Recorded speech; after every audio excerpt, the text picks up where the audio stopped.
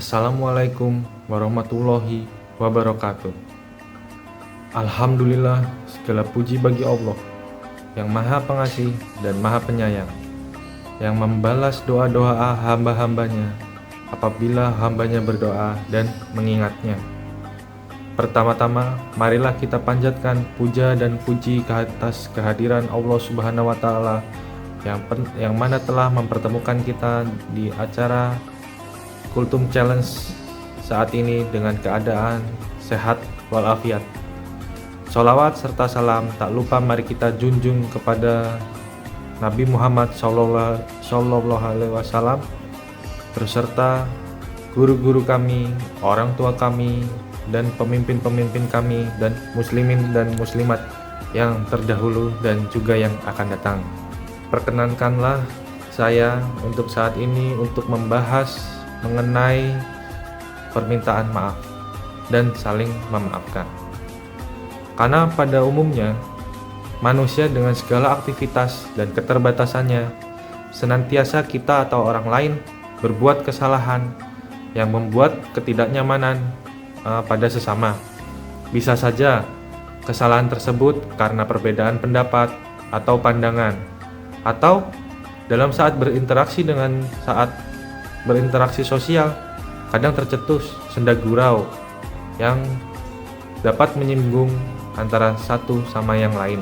Manusia itu tidak akan luput dari sebuah yang namanya salah dan yang namanya hilaf, baik disengaja maupun tidak disengaja, baik yang besar maupun yang kecil.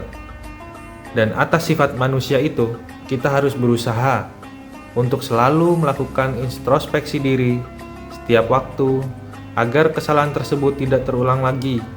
Dan juga kita harus berusaha melatih diri kita sendiri untuk memahami dan memaafkan kesalahan orang lain. Keutamaan dari sifat pemaaf bagi seorang mukmin disebutkan dalam sebuah hadis.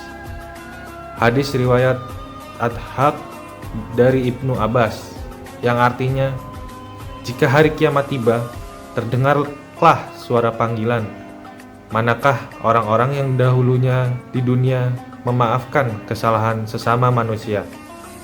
Datanglah kalian pada Tuhanmu dan terimalah pahala-pahalamu. Dan menjadi hak setiap muslim jika ia memaafkan kesalahan orang lain dan berhak untuk memasuki surga. Nah, berkaca dari hadis tersebut, maka kata maaf bukan hanya dibutuhkan oleh orang yang berbuat salah, tetapi lebih jauh lagi, sifat pemaaf sangat menguntungkan di akhirat nanti bagi siapa yang mudah memaafkan kesalahan orang lain. Jadi, bagaimana mungkin kita akan tetap berkeras hati atau tidak memaafkan kesalahan orang, padahal kita nanti akan bersedia dan berlutut dan menyembah Allah agar Allah mau memaafkan kesalahan kita. Apakah kita ingin Allah tak memaafkan dan mengampuni kesalahan kita? Jika tidak ingin Allah tidak memaafkan dan mengampuni kesalahan kita, maka mulailah kita melatih untuk memberi maaf kepada orang lain. Karena begitu pula lah orang lain tersebut juga berharap maaf dari kita. Dalam Quran surat An-Nur ayat 22, Allah berfirman yang artinya, dan janganlah orang-orang yang mempunyai kelebihan dan kelapangan di antara kamu bersumpah bahwa mereka tidak akan memberi bantuan kepada kaum kerabatnya, orang-orang yang miskin, dan orang-orang yang berhijrah daripada jalan Allah. Hendaklah mereka memaafkan dan berlapang dada.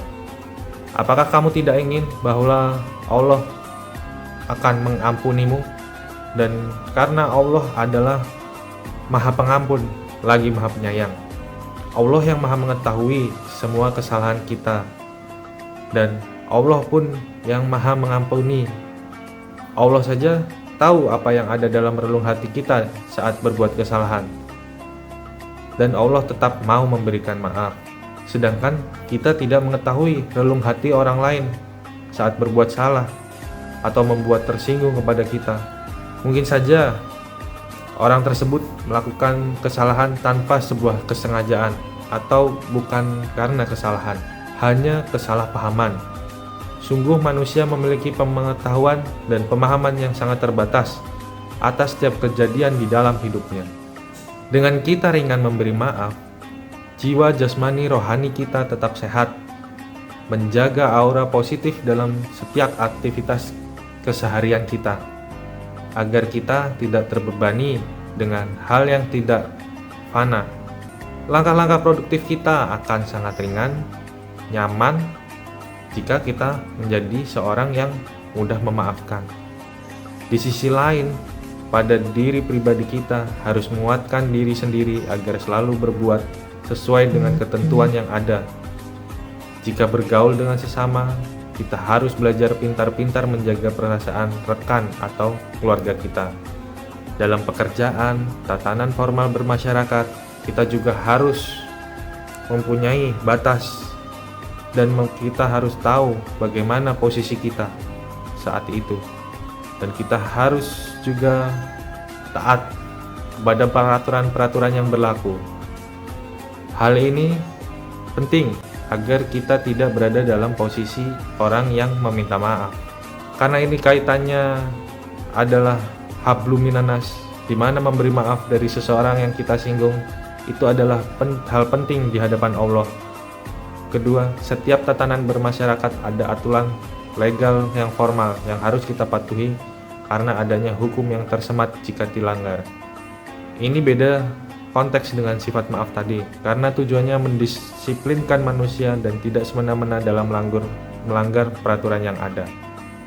Sebagai penutup, saya sampaikan firman Allah tentang keutamaan menahan amarah dan memaafkan kesalahan orang lain.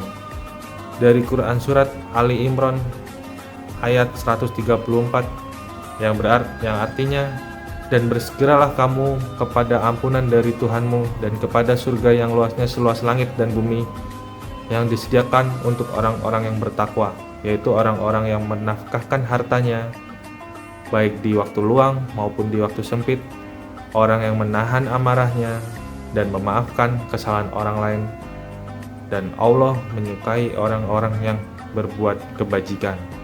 Momen yang saat ini Idul Fitri adalah momen yang tepat untuk bisa saling memaafkan dan saling memberi maaf. Dari saya pribadi mengucapkan taqabbalallahu minna wa minkum. Mohon maaf lahir dan batin. Mohon maaf jika saya ada kesalahan baik yang disengaja maupun tidak disengaja. Billahi taufik wal hidayah. Wassalamualaikum warahmatullahi wabarakatuh.